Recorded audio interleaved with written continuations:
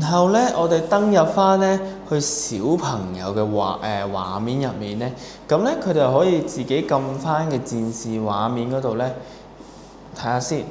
我哋嘅右下角有一個嘅加號，咁啊撳一撳嘅加號之後咧，佢咧就可以喺翻就住每一日有幾多功課咧，加翻啲功課落去啦。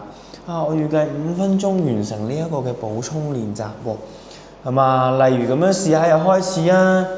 好，咁我哋時間關係，咁我哋示範嘅啫，咁樣咁我哋就俾佢嘅時間運行咗5至10秒先，咁樣，咁咧然後我哋就撳完成掣，就係撳呢個耶嘅。OK，咁我完成啦喎！